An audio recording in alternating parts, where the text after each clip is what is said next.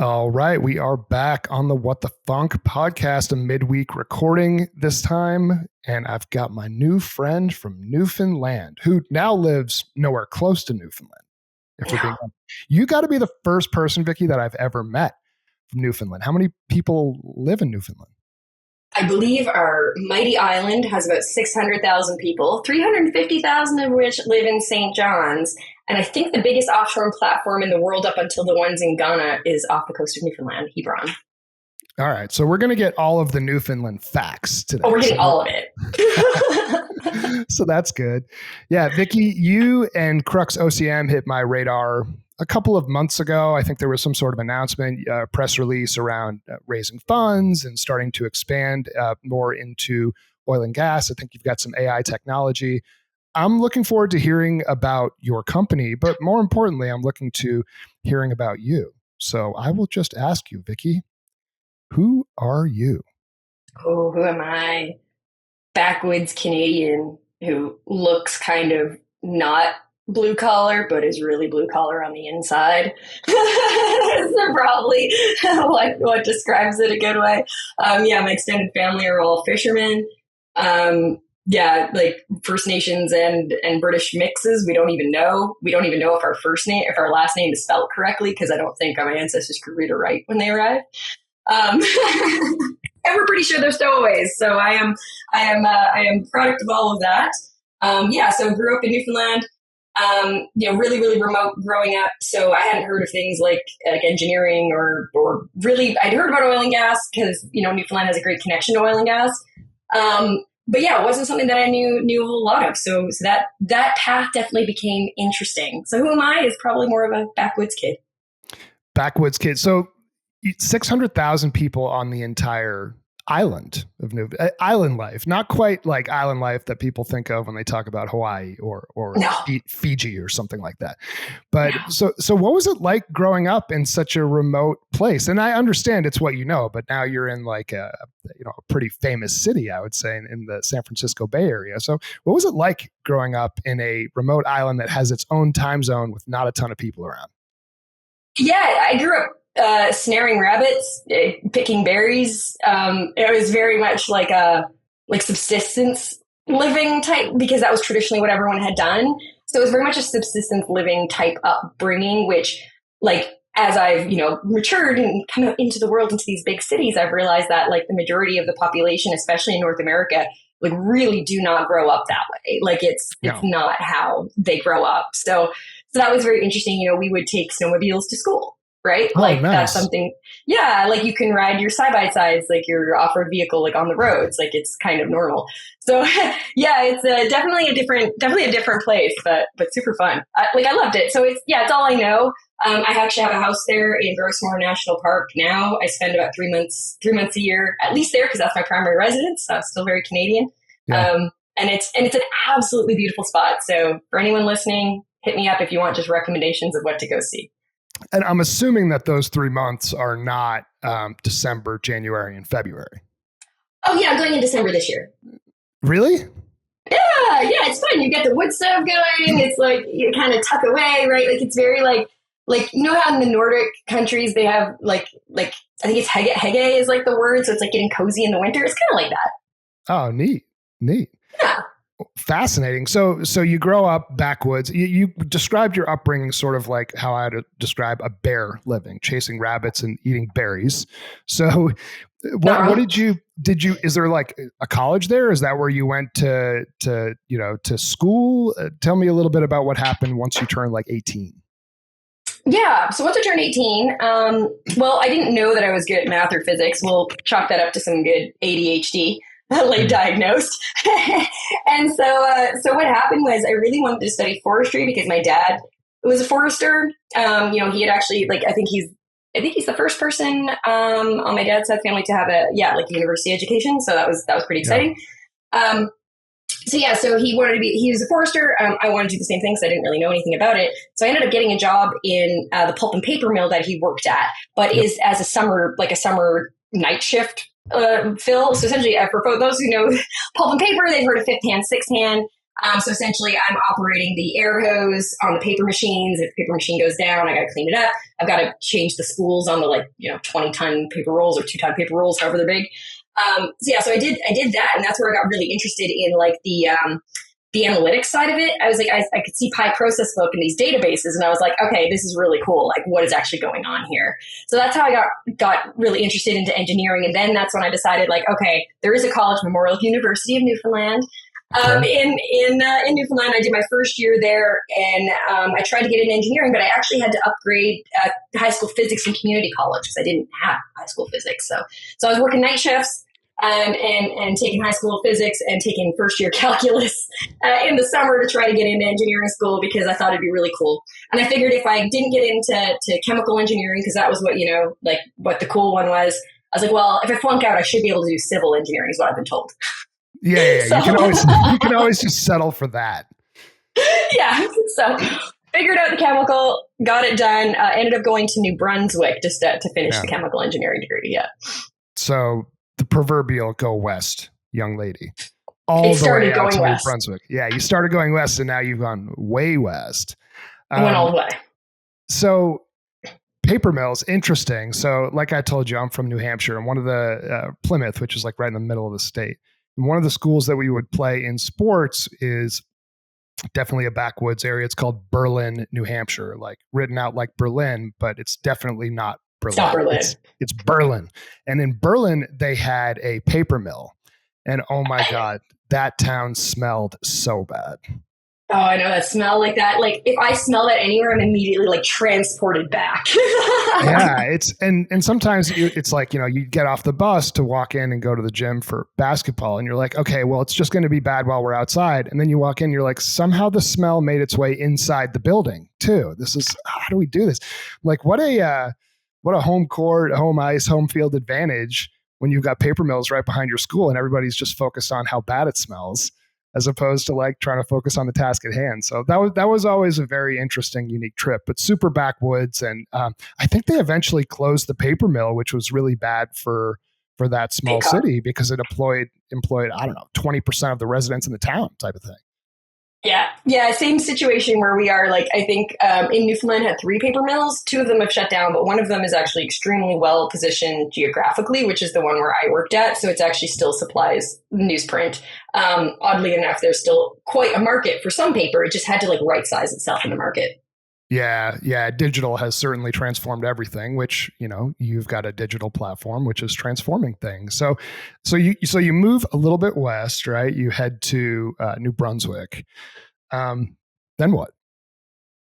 Then I somehow got into chemical engineering and I was like, wow, let's give this a try.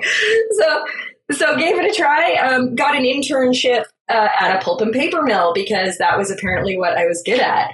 But having had that hands-on experience and like having worked the machines, it was actually really interesting because I was adding so much value to like the actual workers as an intern compared to even the workers. It was really, really weird because it was like I was able to go walk the machines and I knew where I needed to go take samples to develop an algorithm because I'd already done it. Right. Mm-hmm. Like, so it was a really interesting, way to I guess really like get my hands dirty, but get my hands dirty in like a really fast way. So I made this like subconscious connection in my head, which I think is important for future on of like, for the future of the story is like, if I don't know how to operate this thing, then I don't know how to be an excellent engineer. Right. So that was like my thought process. Cause like I had gone from operating this thing to now being an intern. And I was like, this is easy. I know exactly what to do. I know how to add so much value. So that kind of like embedded in my brain. And then when I went to oil and gas, I took that with me, which for better or worse. Yeah. I mean, I think that is quintessential oil and gas, right? Like I think the people that earn the most respect are the ones that know how things work in the field and then also understand both the sort of the corporate ethos in the back office, but how to create efficiencies and value both in the field and with technology in the back office. So then fill in the gap for me between working as an intern or working at a paper mill and then getting out to San Francisco and starting a company. I'm sure there's a lot of things in between there, but I want to hear about it. Well, yeah, we'll start with a trip to Calgary. Calgary is where we went first. So I was graduating chemical engineering, and pulp and paper was obviously my best like job prospect. Yeah. So I was one of those fortunate ones that had a couple of job prospects all in pulp and paper. I didn't like at the time was exactly when the pulp and paper industry was really plateauing and declining. And I was like, I don't know if that's where I really want to go. My brother was working in Fort McMurray as a shovel operator for the oil sands. And so, and most of my cousins had moved to Fort McMurray. So like I said to you earlier, is like, Fort McMurray is Newfoundland's second biggest city. So it's just a joke in Canada, right? Like most Newfoundlanders who are, from the more fisherman's background, if they're not fishing right now, then they'll go and they'll work in the oil sands. So that was my thing. I was like, all right, well, my brother's in Fort McMurray. I want to go to Fort McMurray. I applied for every possible chemical engineering job in Fort McMurray and got nothing, like absolutely nothing.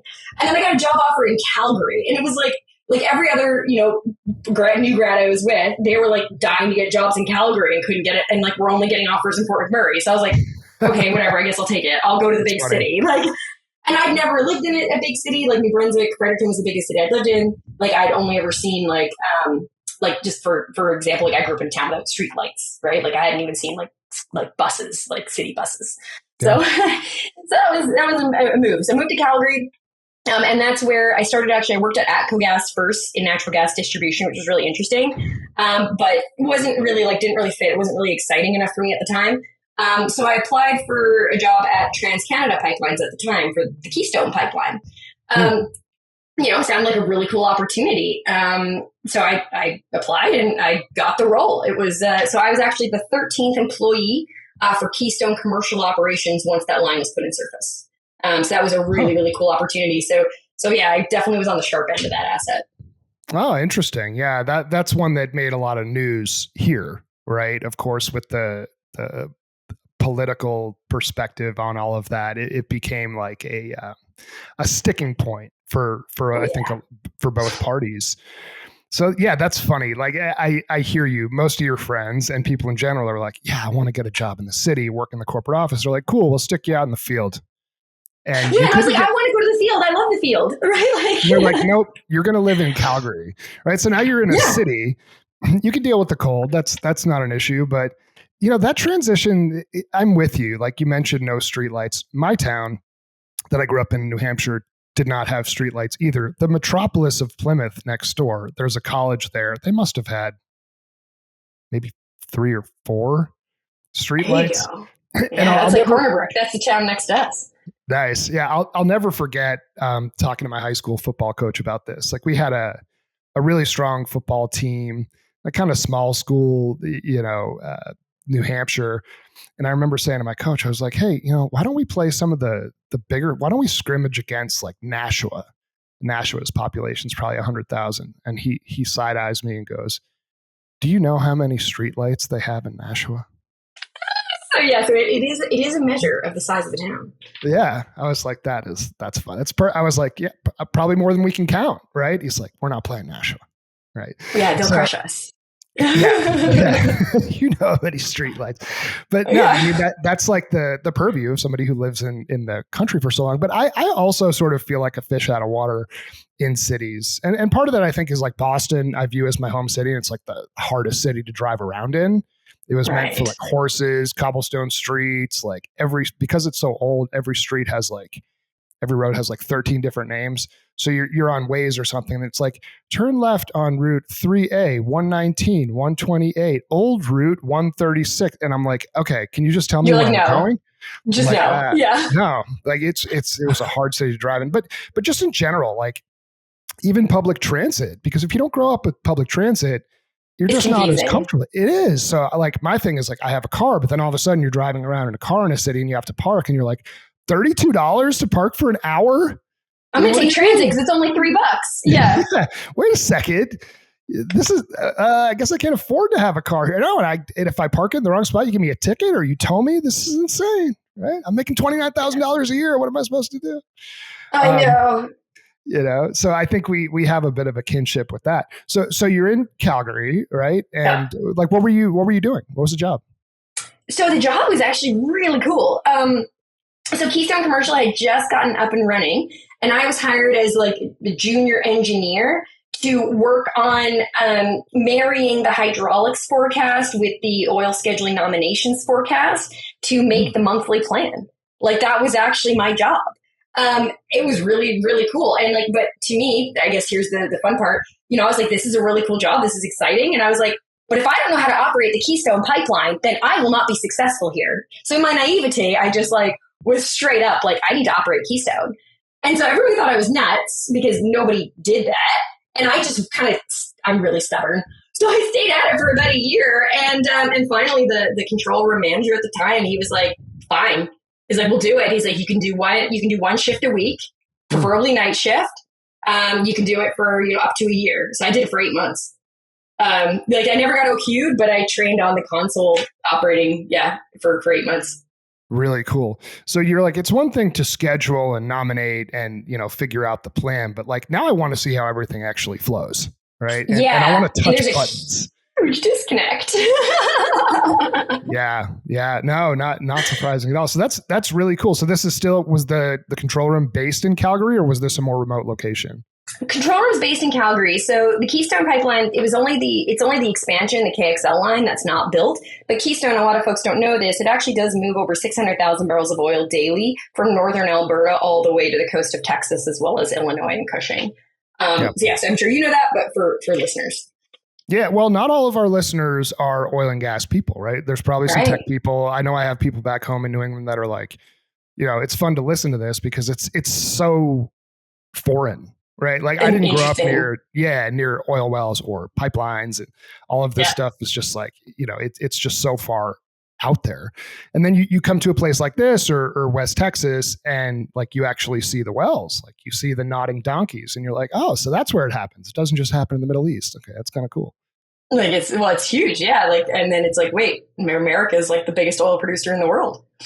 Yeah, very, very liquids rich here, and natural gas just flows from beneath our feet. So, so tell me a little bit more. So you're operating Keystone Pipeline, right? Literally operating the pipeline. You did that for 8 months. Cute, but yeah. Then what? Gotta make sure. So did that. That's when I was like, okay, I've seen more sophisticated automation technology in a 100-year-old pulp and paper mill. How is this the most modern pipeline in the world? I don't understand. It was like my brain just like knotted up. I was like, I just don't get this. Right. Like, so that was a challenge for me. And so I had heard about this guy named Roger Shirt, like this lore of Roger Shirt in the in the pipeline industry. And he was the only guy that was doing process control work.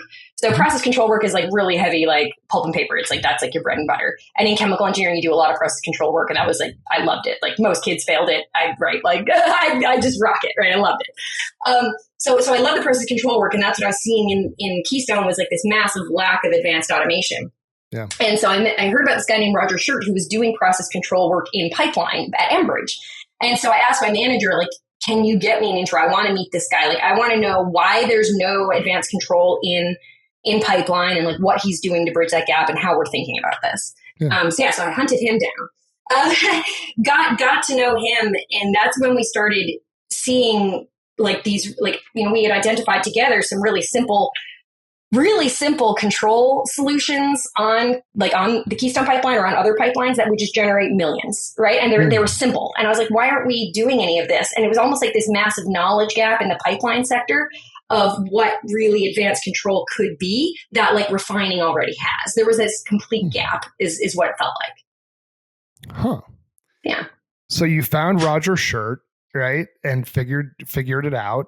And then is that when you started your company, or what's next? There's more. So background on Roger though, because Roger's interesting. Roger has consulted in pipeline space for 18 years.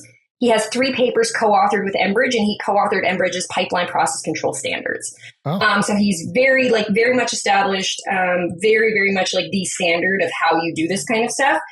So I was working with him, and I was like, why don't we have like advanced control systems or like, overarching like supervisory controlling pipelines? Like, I don't get it. Why not? And Roger was like, we probably could. So at the time I was still, of course, a good corporate employee. And so I actually, what I did was I did a huge historical database pull did the hydraulic calculations on what the opportunity would be if we were to actually, if we could automate it. So what is it that we're missing out on? What is the additional potential volumetric throughput we could capture? Because what a lot of folks don't realize on pipelines is you have your underpinned asset, and that asset is essentially earmarked or contracted at a certain amount. That amount is usually 80 to 85% utilization. Sure. And most people are like, well, that's 100% utilization. That's it. No, you're wrong, right? Because there's inconsistencies in how control room operators operate. There's, you can just standardize it, and that standardization will increase your frequency that you're at max rate and generate more throughput, right? Straight up free revenue, which we love. So that's what we were really wanting to, that was the opportunity. So I pulled a bunch of historical data. I went through it and I was like, okay, there's like at least a $32 million a year opportunity here of free revenue on the table. Here's how we can go get it. Let's do it.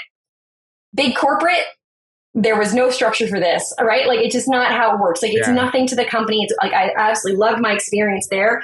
It's literally just big corporate. And I didn't understand it at the time. It's like, no, I was a junior engineer. My job was not to like innovate how the organization does business, right? That's not my role. So that became really frustrating at the time, of course, because I didn't understand it because I'm like 25 years old and I'm like, I don't get this. So I like any good 25-year-old millennial, I got myself a therapist. Nice. What do I do? Oh my God, I have all these great ideas. I can revolutionize this business, and they won't let me. And they won't let me. What do I do? What was me? And so we did psychological assessments, and essentially the answer was, well, you really aren't an engineer personality, and you're probably going to be miserable if you stay in this job, so it's time to try something new. I was like, good call.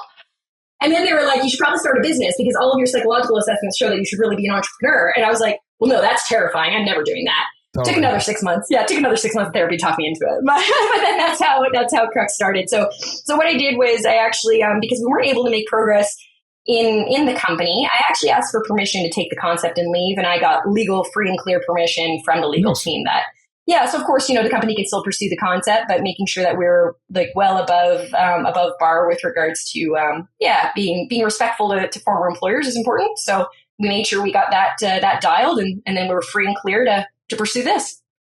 Super cool. And I think that's how, at least from my purview, how a lot of innovation happens, how a lot of entrepreneurs get started. It's, oh my God, I see something at this company that I work for. Maybe this is the same issue for every company that operates a pipeline or heavy industry. And maybe there's a much bigger market opportunity than just this $32 million niche at this one company. Exactly what it was. I can make this into a real business. So you're still young at this point, right? So what did you do? Did you go out and try to seek investment to build something? Did you bootstrap it on your own? Did you find a business partner? Like, talk me through getting Crux started. It was a Gong show. So at first I was like, Roger, because Roger and I hit it off so well. Like he's like 21 years my senior, but like he's just like, when you meet like work people that you just jive really, really, really well. And it's like, okay, we can do this. Yeah, so Roger and I were like that. And so at first Roger and I talked about like maybe I'd take over his consulting business because he was, kind of like getting close to retirement age. And I was like, I don't know if I want to do that. I don't know if I want to be a consultant. Like, I don't really like that. Like, I think and I hadn't heard of startups. I hadn't heard of venture capital at the time. Like, I hadn't heard of Silicon Valley. Like, but I was like, I think there's like something bigger here. And so I took a little vacation, to try and like think about it. And I came back from, I sat on a beach in Thailand, and I was like, I think I need to start like an actual software company, and I need to figure out what that even means. I called Roger and I was like, do you want to start a software company with me instead? And he was like, yeah, I'm in. So then I had like, not only did I have like a really cool idea, like we also had like a really, really highly credible co-founder in the space, right? Which was huge because I have zero credibility, right? Like, that's been one of my biggest challenges in the entrepreneurial journey is like I don't look or sound like anyone who knows anything about what I do, right? So it's been, getting that credibility constantly has been incredible. So that's how we got to spinning out the company. So Roger and I decided to give it a go. So I obviously had to leave my employer at the time, right? Because then it would have been a conflict of interest. Yep. That was not an easy decision because I didn't have a job. I was in a really fortunate personal position that many people weren't in, but I love sharing this part of it too because I think it's an important part of the entrepreneurial journey. I had a partner at the time who was willing to pay my credit card bill while I gave this a try because I paid rent while he did his residency for med school. So I was so lucky, right? Like I was so lucky because I was covering, like I was like, oh yeah, like no worries. Like I will cover the bills, like, med school, like, your residency, this is tough, right? Like I'll cover as much as I can. And then the time just worked where I was like, hey, I'm miserable. Like I want to try this business. And he's like, you know what? Go for it, right? Like residency's done. Give it a try. Like I'll cover until you figure it out. So we did it for 1 year. And then I was like, hey, can I do another year? Like, I think this is working. And he was like, yeah, go for it. Do another year. So, but it took us 2.5 years to even just kind of like I'd never heard of procurement, right? Like as like a thing, like I didn't know what a sales pipeline was. So we were so like green, and Roger and I are deep tech engineers. Like we were so green that like we just got nowhere for a long time, but we ended up getting into Techstars. And I think that's when the funding and all that, what you were kind of, that's when that started really happening. That's you've said a lot. You talk fast, for the record. Sorry, you can slow me down. No. It's great, but I'm trying to keep up with you. It is early in the morning. I just finished my first coffee, but I'm hanging in there. But I want to talk a little bit about what you said in terms of having support as an early entrepreneur. I think that is what holds a lot of people back. Oh yeah, absolutely. It's a huge barrier. Huge barrier. It took me, I'm the breadwinner. My wife has worked in nonprofit. I have 3 kids. When I first wanted to really had this bug of, I want to be an entrepreneur, I want to start my own company, my wife was pregnant with her 3rd kid. Yeah. And I'm like, how do I do this? Right. Like I can't really have a down year. Like we'll have to sell our house, or I'll have to like cash out my 401k or something that I've worked 15 years to build. Like, I can't hit my parents. Scary. Like they're teachers in New Hampshire. Like they don't have any money, so how do I do this? And I think that's what kept me working as an employee for another like probably 4 or 5 years since I had the idea of starting something. So I like hearing that you have a level of appreciation and realize that you were fortunate. I'd even say lucky potentially at that stage to have that support, because otherwise you might have just stayed miserable working as a W-2, which is okay. And I say this all the time, there's nothing wrong with that. In fact, no, well, most people are happy there, and that's fantastic. It's just there's a portion of us that are not, right? Right. It's obviously in your DNA to build stuff, right? To lead, to sell, right? To figure things out. And that might even go back to when you were younger, that you like to get your hands like literally dirty in a paper mill. So you got into Techstars. That's Brad Feld's company, right? Yeah. So actually Boulder, Colorado is where they're where they're based. So yeah, you should know them. So we got into Techstars Energy, which was a program in Norway. And so how we got connected with that is I met a startup lawyer in Canada. He's actually like Shopify's lawyer. Great guy, James Smith. Shout out.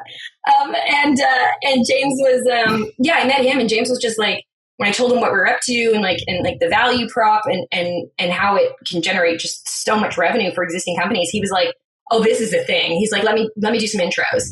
And so he introduced me to Y Combinator and Techstars.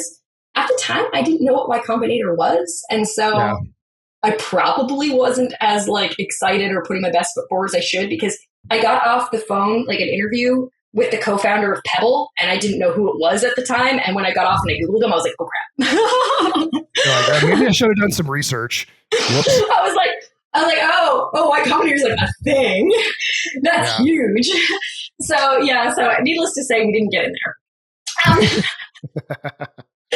But Techstars we did, and that was great. So we went to Norway. Roger and I were like, because at the time, we've been grinding at this for 2.5 years and getting absolutely nowhere. So I was like, hey, Roger, like, want to go live in Norway for 3 months? Like, what do we got to lose? And he's like, yeah, I'll come for a month. I was like, sweet, let's do it.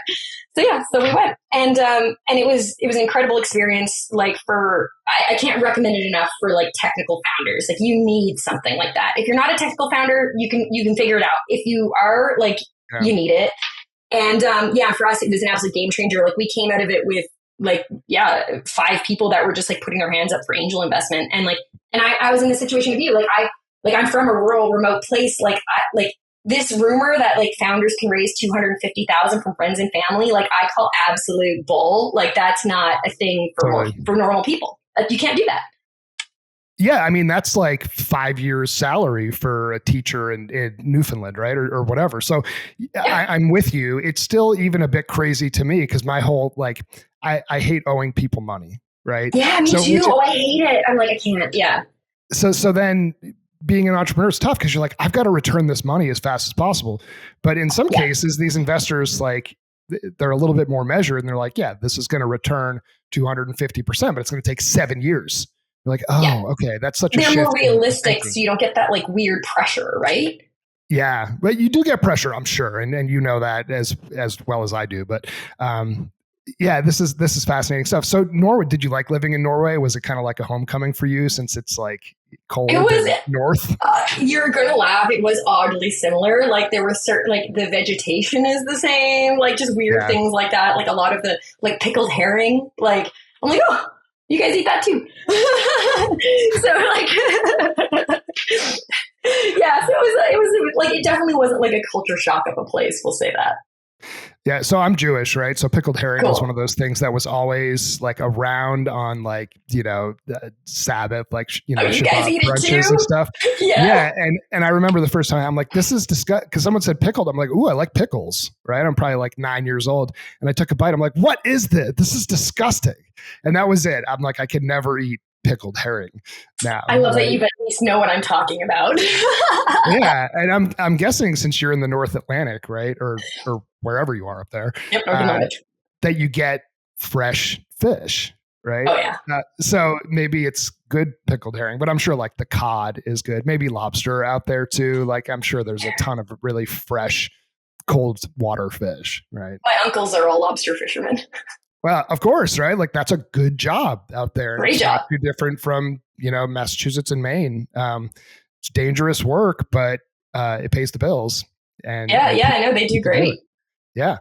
So this is neat. So you're in Norway, right? You spent a few months over there.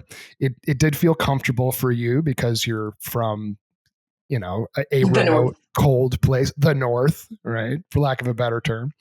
And you learned a lot, right? And you were able to get some angel investing. And now you're a few years into this and you're like, okay, I think this has some legs to it, right? Yeah. Did you then move back to Calgary, or what happened after the Norway trip? Yeah, moved back to Calgary. So one of the angel investors that came in with us, wonderful guy, he was like, Vicki, I will invest 50,000 euro on the condition that you meet with me every Friday and I teach you how to raise venture capital. Cool. I was like, all right, sure, let's do it. So we did the angel investment, got that closed. For 6 months, I met with him every Friday, and then it was time to raise a pre-seed round. So that was a really interesting experience, really cool. I think, an experience that I'd love to share with other early stage entrepreneurs when, it's more of a hands-on thing, if I can help them with it. But yeah, he coached me through it. He coached me through the first capital raise. I think it took us about 8 weeks to get through it. And, we ran it like a sales process. We had, co-lead at the end. And a great round. So some fantastic Silicon Valley investors, Silicon Valley and London Israeli investors, Angular Ventures, co-led the round. So that was a really exciting way. And then we learned like, okay, this is what a capital strategy is, right? And then having those connections to that type of VC, which, we couldn't have gotten there without Techstars because we wouldn't have gotten the connections to the angels. Yeah. Having that, like, then that just opened up a whole new world, right? Like just simple things like an applicant tracking system. I'd never heard of that, but like you're doing a lot of hiring, you need an applicant tracking system. And so like just the leg up that I could see that we were getting compared to other startups in the Calgary area was incredible. So that happened. We moved back to Calgary, raised that round. Then COVID happened, of course. So right prior to COVID, or actually maybe I think it was 2021 was when we raised our second round of capital. So we raised the second round. That was a $6 million round led by Bullpen Capital. Okay. And then COVID happened. I actually ended up getting divorced during COVID, which was also sucky. But that's, I think, part of the entrepreneurial journey too, is this stuff doesn't work for everybody, right? So yeah, I mean, you still have to live your life too, right? And I'm sure you're pouring everything you had into that. And then COVID, like we said, even before this call, why I started this podcast was I just all of a sudden was home all the time. And I had time and I wanted to to get my brand out there, get my name, connect with people still. And COVID sort of forced that, right? So yeah, there are a lot of personal challenges and changes that happened during COVID. So I'm sorry to hear that. It's not entirely surprising when your life is just flipped upside down by something out of your control. Yeah. So I think it happened to a lot of folks and us as well, right? And that's okay. But what happened then was our investors had wanted me to move to the Bay Area. And I was like, well, I really have no reason not to anymore, right? Like I have nothing holding me back. Like, let's go. And I think it's the best thing we did for the business. I wish I'd done it sooner because the access to capital and talent here is incredible. Like, I believe I need to be near customers from Calgary and Houston, but I'm like, okay, the Bay Area is kind of in between and I can get the talent and the resources and like my customers know me, right? So like it's kind of a nice happy medium and I'd recommend it to other startups in this space as well. Yeah, I mean, it's wholly unaffordable to live out there, I think, for a lot of people. Like I think that your situation allowed it to happen, and clearly you've just poured everything into this business. So it worked. So why don't I want to transition a little bit to so you moved to the Bay Area in 2021, 2022? 2022. Yeah. So been there, it'll be coming up on 3 years. Do you like living out there? Yes and no. Okay. So, I'll start with the yes. I'm already honest. I'm going to give the real deal. The yes is the talent here for scaling software companies is incredible. Yeah. And that is just best in class. And that's just the reality. And I want to be here for that reason. And we wouldn't have raised our Series A if I hadn't been here because of the connections that I was able to make here. So for the business, it's absolutely fantastic. Anybody doing a startup, if you can figure out a way to be here, right? Like, even if it's just part-time, do what you can. But yeah, sorry. And then, so what I don't like about it, I guess, is back to, our similar roots. It's my level of anxiety, default anxiety here is like a solid 4 to 5 notches higher than when I'm in like a smaller community. Yeah. I mean, we were talking about public transportation. Like, you have to use public transportation out there. Like, that's just the way of life. And it's very expensive and the pace can be fast. And you get yelled at all the time by random people. And like, I'm not used to that. Yeah. And you've got to pay California taxes. There's some different things for sure. So like, what is Crux OCM? What do you guys do? Yeah. So what we do is we've developed software to enable an adaptive cruise control type experience for pipeline control room operators.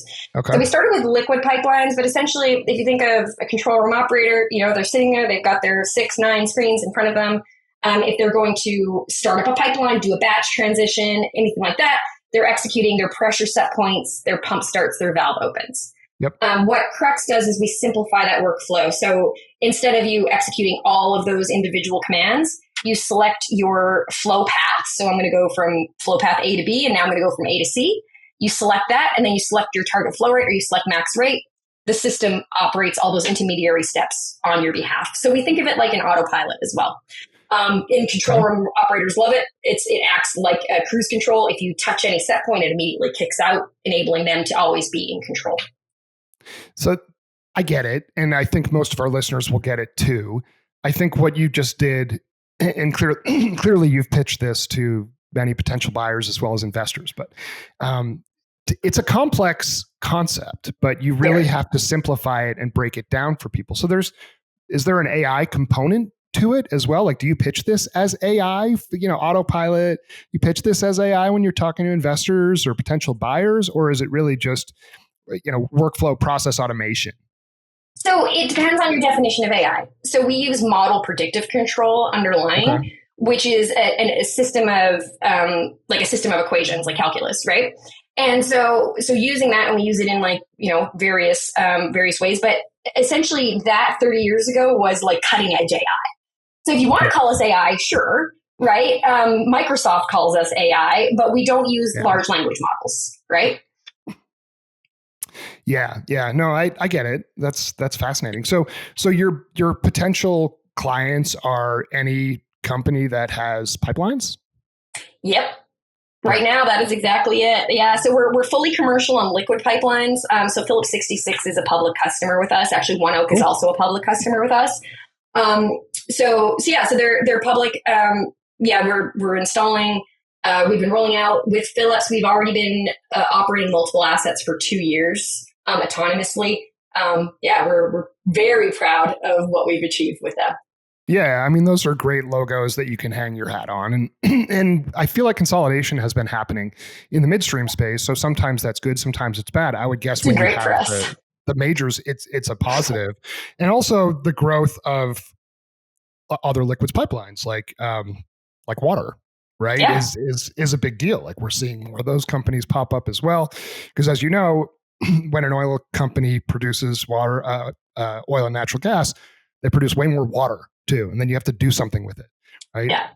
So what do you do with that, right? You have to take it somewhere and then you have to clean that water and you have to filter it and you have to make sure that it doesn't just destroy the earth. So that's good stuff. So this is neat. So you're in the Bay Area. Excuse me. Do you have to travel a lot to, I don't know, Oklahoma and Texas and Calgary and internationally various other places to do your business? Because I would guess San Francisco is not a hub for pipeline companies. You are 100% correct. They are a fantastic hub for, as I said, talent and capital resources. I spend a lot of time on the road, a lot of time in Houston, a lot of time in Tulsa and Bartlesville, a lot of time in Calgary. Our chief revenue officer, he is located in Houston, and that is very purposeful. And our head of deployments is actually located in Oklahoma, and that's also very purposeful. Right. You got to be near where the customers are, at least on the business side. Yeah. So what does the company look like today? Like how many people do you have and where are you at in sort of your stages of funding? Like where's the business today? Yeah, so we are about 34 people. We're doing it. The last round of capital that we raised was led by M12, so that's Microsoft's venture fund. That was a 17 million round, so we're very excited about that. And One Oak invested in that round as well, and so did EIC Rose Rock, whose LPs are Devin Williams, One Oak, and I believe Hess. So it was very much a strategic round, this last one, but that's about where we are. Well, congratulations. I mean, that's super exciting. And I don't know why it took so long for it to hit my radar, but it did. I think it was the most recent funding round where it's like, wow, who are these guys? This is cool. We like to fly under the radar just a little. I think it's too late for that. I think people, especially after you go on more and more of these podcasts and get your name out there, people are going to know who you are. Let's shift gears since we just have a few minutes left. What do you like to do outside of work? That's a good one. Oh, I forgot one thing though. Also, I'm going to Abu Dhabi in 2 weeks. So Middle East is a pull right now. But anyway, so on the travel side, that's a fun one. Yeah. Excited about that. But so for fun, I'm a huge skier. So I used to do a lot of mountaineering and stuff, but skiing definitely stuck with me. I like rock climbing as well. I don't do as much as I used to, but definitely into that stuff. And and then I love reading fantasy. So I'm just a big nerd. Fantasy sports? Nope. Like fairies and dragons. I'm like, oh yeah, like all of that. How many of those have you had on this podcast? You're for sure a nerd. No offense, none taken. But I love it, and it almost sounds like you'd be a good fit to live here. I mean, if you like skiing and you like rock climbing, it's all close here. But California is nice for that too, right? You're close to Tahoe, and Calgary was fantastic for it. Like it was amazing. Really? Yeah, you got Banff and Lake Louise, right? It's super convenient. It makes sense that you like the outdoor stuff and even like sort of the wintry outdoor stuff too. Give me a couple of your favorite restaurants in San Francisco. I love San Francisco. I love the food scene. I just eat my way through that city. I gain like 7 pounds every single time I go for a long weekend. Give me some of your favorite restaurants in San Francisco. Okay, so you're gonna die at this one. I saw that question and I laughed because like I am like so not a foodie. I'm one of those people that eats to survive, and so I'll give you my boyfriend's favorite restaurants because he's a foodie. Like House of Prime Rib. He loves House of Prime Rib. That was, oh my God. So my friend Andrew Chan, and he's an investor, lives in LA, but he was going up to San Francisco all the time.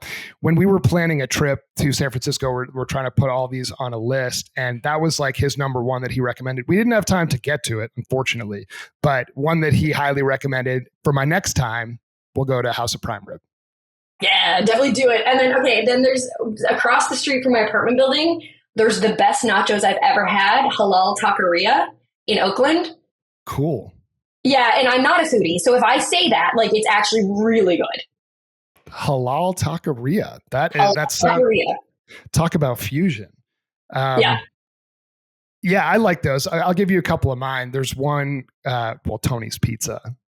Tony's Pizza. I don't know Tony's. Do you know Dave's Hot Chicken? That's another good one. I don't. Yeah, Tony's is in like North Beach, San Francisco. I know Tony's. Yes, I've been to Tony's. It's delicious. Yeah, I took my dad there, and he's like 77 years old. He's like, this just ruined pizza for me. Like, I didn't know that it could be like this. And the Caesar salad is fresh. And he's like, oh, how do I go back to New Hampshire and eat the crap that they make out there? He's like, you ruined it for me. I'm like, well, at least I didn't ruin it for you when you were 37. I ruined it for you when you're 77. So yeah, exactly. Yeah. Right. So, but he just means he needs to go back to Tony's again sometime. We'll get another trip out there. And I will say it was kind of tough because San Francisco is so hilly, right? And now that he's older, it's like he couldn't really keep up. But I mean, like, watching your parents' age is tough. And it's just somewhat of the reality that I'm facing in this like sandwich generation with kids. Like, my high schooler left this morning to go to school, and my parents are now getting to their like late 70s. So things are changing. Do you have any plans to expand beyond the pipeline space, or do you think that this is really just what you're going to focus on? You're going to nail this and take it where it goes? For now, nailing the pipeline space, because as you know, because you're in the space, right? Like the pipeline market is massive. Like it's so huge. And so I think like we really I want to make sure that like we're getting the pipeline control room operators what they need. Let's get them what they need. And then I do want to expand into some other markets. I know that gas plants are underserved. So I think that would be a great place to have a look next, because a lot of the off-the-shelf advanced process control packages are too expensive for the smaller gas plants. Oh, absolutely. Absolutely. And I mean, we've seen this in the methane monitoring space. We've seen this in the SCADA and automation space. The market is then created for, okay, this used to just be for companies that can afford it. And then with the advent of cloud compute, not needing to host things on site, you're able to then create solutions and leverage solutions that don't break the bank, so that everybody levels the playing field a little bit, which is cool. That's exactly what we're enabled with the Microsoft investment and the Microsoft partnership, right? So, because we now have a trusted back end for this stuff for the small guys, like they don't have to worry that we're like warehousing it in a garage, right? Like I would think that's important, especially as you're talking to large publicly traded companies that have security checkboxes, and you're like, well, cool. Here's like the Microsoft certification right here. We're right here. Compliant. We're good. So two more questions. And this one, I really I'm curious what your answer is going to be, but like, what advice would you give to the 22-year-old version of yourself or like just the young woman that is going out and wants to be an entrepreneur and wants to change the world? Like, what would you tell her? Like first of all, know yourself first. Like, I think what I would have done earlier is, as a good millennial, gotten on that therapy train a little sooner, because that would have saved me some time. So I think for folks, in their 20s, like, learn yourself first, whether that's through therapy or through just like reading or through just like self-discovery, however you do it is all fantastic, but really understand what makes you tick, because that's like, I think a lot of people like the idea of entrepreneurship. But like, this is a personality type is the way that I describe it. And if you don't have the personality type, like you'll be miserable and you won't know why. Right. And so then that's not fair. You don't want to be miserable. So I think that's probably my biggest thing is know yourself first. And then advice, would be once you know yourself, like just keep sticking it out. Like it's got the ups and the downs. But keep zooming out to big picture. What is the ultimate end goal? Keep that in sight, keep that vision, and then just keep building the steps to get there. You're going to have ups and downs, but the more you zoom out, the easier it is to stay grounded. Yeah, I think that's really hard to do when you're younger. And that's why that is good advice. And I would say too, like, it sounds like you're experiencing therapy, and I've spent lots of money going to therapy over the years, and I'm glad that I have, but I would say it sounds like it was almost a combination of like career coaching / therapy. And that's probably in part because when you went in there, you were talking about your career, right? So a good therapist will be like, okay, like this is what's causing you anxiety or holding you back or whatever. So then you lean into that. So I do like that type of therapy as well, where it's a combination of personal as well as business coaching. Yeah, it was awesome. Yeah, I really applaud you. It's super cool. I definitely want to learn more about your company, maybe see a demo at some point. Yeah. And I hope you guys continue to crush it. Where can people find you? Where can they find your company? Oh, you can find us at cruxocm.com. You can find us on LinkedIn as well, Vicki Knott. So I do like to post, about the trends in the industry and things that I'm seeing, which are really fun. So please find us there. Reach out. We'd love to connect. Yeah, why not? Yeah, and info@cruxocm.com or Vicki@cruxocm.com. Well, I love it. So you make yourself available. Yeah, I think this was a really fun podcast. You definitely made my brain move in a way in the morning that it doesn't always move. So thank you for doing that. I'm going to have an extremely productive day now. So thank you so much. But yeah, kudos to you. I know what you're doing is hard. And I'm sure there were points where you're like, what am I doing? This would be so much easier if I just had a job, and we're going to run out of money, and you get divorced and there's COVID and you're moving, and you're like a prime example of entrepreneurship and the resilience that it requires. And I just hope that it results in everything that you hope it is. So keep going. Same for yourself. Thank you. Yeah. Right. Vicki Knott, thanks for coming on What the Funk.